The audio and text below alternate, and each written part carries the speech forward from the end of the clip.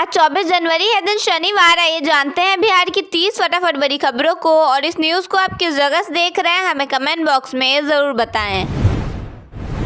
NEET छात्रा के साथ दुष्कर्म और हत्या मामले में एसआईटी ने अपनी रिपोर्ट डीजीपी को सौंप दी है। हालांकि इस रिपोर्ट में कई तथ्य अभी भी अधूरे हैं। पोस्टमार्टम रिपोर्ट से दुष्कर्म की पुष्टि हुई थी और फिलहाल इस मामले में पीड़िता के भाई की भूमिका को संदिग्ध माना जा रहा है।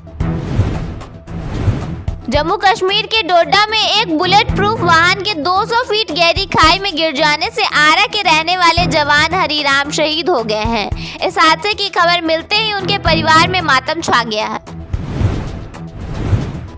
बिहार में तेजस्वी यादव की सुरक्षा में कटौती की गई और राजेश राम की सुरक्षा हटा ली गई है। इस पर आरजेडी ने प्रतिक्रिया देते हुए कहा कि विपक्ष दुश्मन नहीं होता। साथ ही सरकार पर घृणा की रणनीति अपनाने का आरोप लगाया गया है। दिल्ली में बिहार कांग्रेस की एक महत्वपूर्ण बैठक आयोजित की गई, जिसमें राहुल गांधी और मल्लिकार्जुन खड़गे मौजूद रहे। इस बैठक में बिहार कांग्रेस विधायक दल के नेता के नाम का ऐलान होने की संभावना है। छत्तीसगढ़ के स्टील प्लांट में हुए हादसे में बिहार के 6 मजदूरों की जान चली गई है। परिजनों ने खुलासा किया है कि ठेकेदार उन मजदूरों को झूठ बोलकर काम पर ले आया था। मुख्यमंत्री नीतीश कुमार की समृद्धि यात्रा 7वें दिन मुजफ्फरपुर पहुंची, जहां उन्होंने 850 करोड़ रुपए की योजनाओं का शिलान्यास और लोकार्पण किया। इस दौरान मुख्यमंत्री ने लालू यादव पर निशाना साधते हुए कहा कि उन्होंने बिहार के लिए कुछ नहीं किया। बेतिया के जंगल से पिछले 5 महीने से लापता एक प्रेमी जोड़े का शव बरामद हुआ है। उनकी पहचान मौके पर मिले मोबाइल और चप्पल से की गई। इस मामले में लड़के के भाई ने लड़की के पिता पर हत्या करवाने का आरोप लगाया है। 8 महीने पहले प्रेमी के साथ घर छोड़कर भागी एक युवती बंगाल के रेड लाइट एरिया में फंसी हुई मिली। एक ग्राहक ने उसकी बात पति से करवाई, जिसमें युवती ने वीडियो कॉल पर अपनी आपबीती बताते हुए खुद को बचाने की गुहार लगाई।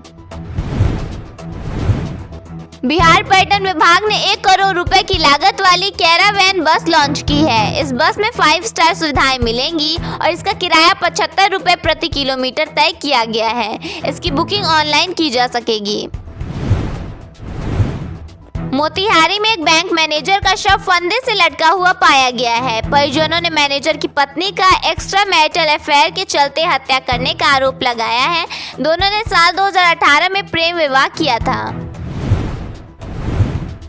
एसआईआर के खिलाफ भाकपा माले के कार्यकर्ता सड़कों पर उतर आए हैं। आगामी 25 जनवरी को संविधान संकल्प मताधिकार रक्षा दिवस मनाने का निर्णय लिया गया है। गन्ना मंत्री संजय पासवान ने दावा किया है कि प्रधानमंत्री मोदी मोतिहारी चीनी मिल की शक्कर से बनी चाय पिएंगे। उन्होंने यह भी कहा कि बिहार की बंद पड़ी 25 चीनी मिलों को दोबारा चालू किया जाएगा। सुपौल में एक दुल्हन ने दूल्हे को नशे की हालत में देखकर शादी करने से मना कर दिया। इसके बाद बारातियों को बंधक बना लिया गया। अंत में शादी पर खर्च हुई रकम लौटाने के समझौते के बाद ही मामला शांत हुआ।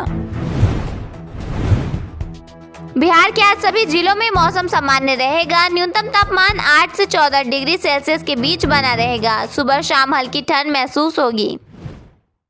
पटना जंक्शन पर लोगों को अब नई नई फैसिलिटी दी जा रही है। अब एयरपोर्ट की तरह यहां भी पार्किंग की सुविधा मिलेगी। जंक्शन के महावीर मंदिर की तरफ पार्किंग में अब प्रीमियम पार्किंग की तरह सुविधा दी जाएगी, जिसकी शुरुआत 27 जनवरी से होगी। इसे एयरपोर्ट की तरह प्रीमियम पार्किंग के जैसा ही डेवलप किया गया है। बिहार में पर्यटन को बढ़ावा देने के लिए सरकार ने बड़ा कदम उठाया है। राज्य के हर जिले में होटल, अम्यूजमेंट पार्क और पर्यटक सुविधाओं के विकास पर उद्यमियों को 30% तक वित्तीय मदद दी जा रही है। सरकार का लक्ष्य है कि बिहार पर्यटकों की पसंदीदा जगह बने। बिहार में ठंड का तापमान अभी नॉर्मल बना हुआ है। मौसम विभाग की माने तो राज्य में अगले 4 दिनों तक ऐसा ही मौसम बना रहेगा। सुबह और शाम के वक्त ज्यादा ठंड महसूस होगी, लेकिन दोपहर के वक्त धूप खिलने से लोगों को राहत मिलेगी। बिहार के गांवों में रहने वाले गरीब और बेघर परिवारों के लिए पीएम आवास योजना किसी वरदान से कम नहीं साबित हो रही है। पिछले 10 साल में राज्य के 40 लाख से ज्यादा गरीब परिवारों का पक्का घर का सपना पूरा हुआ है। वहीं राज्य सरकार ने 12 लाख परिवारों को घर देने का लक्ष्य निर्धारित किया है।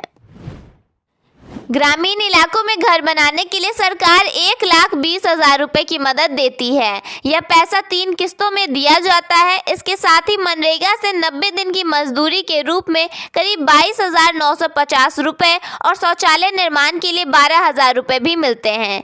इस तरह एक लाभुक को कुल करीब 1,54,950 रुपए की सहायता मिलती है। बिहार सरकार 26 जनवरी से 31 मार्च 2026 तक राजस्व मामलों के निपटारे के लिए महाअभियान चलाने जा रही है। इसके तहत परिमार्जन और दाखिल खारिज से संबंधित 46 लाख आवेदनों का पंचायत स्तर पर शिविर लगाकर निपटारा किया जाएगा। इस पहल से भूमि विवादों में कमी आएगी और रैयतों के डॉक्यूमेंट अपडेट होंगे। सुल्तानगंज में बिहार के पहले शिव कॉरिडोर के निर्माण का रास्ता साफ हो गया है। प्रशासन और रेलवे के बीच भूमि अदला बदली के फैसले से वर्षों पुराना विवाद सुलझ गया है। गंगा तट पर बनने वाला यह कॉरिडोर श्रद्धालुओं की सुविधाएं बढ़ाने के साथ सुल्तानगंज की पहचान बदल देगा। बिहार की राजनीति में सत्ता के साथ साथ अब सुरक्षा का समीकरण भी बदलता दिखाई दे रहा है। अब बिहार में सत्ता पक्ष के नेताओं की सुरक्षा में बड़ा फेरबदल किया गया है। इस बदलाव में जहां बीजेपी और सत्ता पक्ष के कई शीर्ष नेताओं की सुरक्षा Z श्रेणी तक बढ़ा दी गई है, वहीं विपक्ष के प्रमुख चेहरों की सुरक्षा घटाई या पूरी तरह हटा दी गई है। बिहार में बिजली कंपनियों ने नए टैरिफ का प्रस्ताव दिया है, जिससे उपभोक्ताओं को झटका लग सकता है। बढ़ती लागत और घाटे के कारण दरों में बदलाव की तैयारी है। यह बढ़ोतरी घरेलू, व्यावसायिक और कृषि उपभोक्ताओं पर सीधा असर डालेगी, जिससे मासिक बिल बढ़ेंगे और महंगाई की आशंका है। नियामक आयोग इस पर सार्वजनिक सुनवाई करेगा। बाढ़ के आईसेट कंप्यूटर केंद्र में टाटा ईवी कंपनी ने 1 दिवसीय रोजगार मेला आयोजित किया। इसमें 200 युवाओं का साक्षात्कार हुआ, जिसमें से 80 को नौकरी के लिए चुना गया। चयनित उम्मीदवारों को 1 सप्ताह में ऑफर लेटर मिलेगा। हालांकि 18 से 23 वर्ष की आयु सीमा के कारण कई युवा निराश हुए। बीडीओ कुमारी अंजू ने ऐसे आयोजनों को जारी रखने का आग्रह किया है। गया जिले में नवंबर 2022 से दिसंबर 2025 तक 68,000 से अधिक लोगों की कैंसर जांच की गई। इस अभियान में महिलाओं की संख्या पुरुषों से दोगुनी रही और उनमें स्तन व गर्भाशय ग्रीवा कैंसर का खतरा अधिक पाया गया। मुख्य कैंसर पुरुषों में प्रमुख है। अब जिले में कीमोथेरेपी सुविधा भी उपलब्ध है, जिससे मरीजों को समय पर इलाज मिल रहा है। विशेषज्ञों ने शुरुआती जाँच को महत्वपूर्ण बताया है। मोतिहारी में साइबर ठगी के 2 बड़े मामले सामने आए हैं। नक्छेड़ टोला निवासी मोहम्मद शमीम अहमद से रिश्तेदार बनकर 4.8 लाख रुपए ठगे गए। बदमाशों ने पहले रिश्तेदार का अकाउंट हैक किया, वहीं चांदमारी के एक स्टेशन मास्टर के बैंक खाते से 1.43 लाख रुपए उड़ा लिए गए। दोनों मामलों में पुलिस ने प्राथमिकी दर्ज कर जाँच शुरू कर दी है। देश भर में चल रहे SIR अभियान के तहत मतदाताओं के नाम मतदाता सूची से हटाए जाने को लेकर विपक्ष लगातार SSR पर हमलावर है। भाकपा माले ने इसे लोकतंत्र और संविधान पर सीधा हमला बताया है। माले ने 25 जनवरी 2026 को देश भर में संविधान संकल्प मताधिकार रक्षा दिवस मनाने का ऐलान किया है। माले के राज्य सचिव कुणाल ने कहा है कि SIR के नाम पर करोड़ों मतदाताओं के नाम मतदाता सूची से मनमाने तरीके से काटे जा रहे हैं। यह पूरा अभियान केंद्र और राज्य सरकारों के संरक्षण में चलाया जा रहा है, जिसका उद्देश्य गरीबों, वंचितों, अल्पसंख्यकों और प्रवासी मजदूरों को उनके मताधिकार से वंचित कराना है।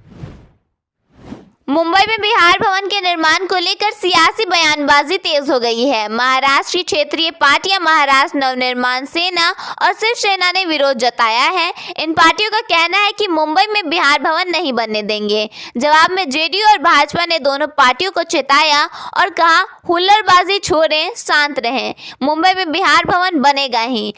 बिहार सरकार के मंत्री अशोक चौधरी ने मनसे और शिवसेना के नेताओं के बयानों पर तीखी प्रतिक्रिया दी है। उन्होंने कहा है कि किसी के बाप में दम नहीं है जो बिहार भवन को बनने से रोक दे। यह लोग वहां के राजा हैं क्या यह राजतंत्र है? अशोक चौधरी ने राज ठाकरे को फालतू आदमी बताया। छत्तीसगढ़ के बलौदा बाजार में स्पंज आयरन प्लांट में हुए भीषण ब्लास्ट ने पूरे देश को झकझोर दिया है। इस दर्दनाक हादसे में बिहार के गया जिले के 6 मजदूर जिंदा जल गए, जबकि 8 लोग गंभीर रूप से घायल हैं।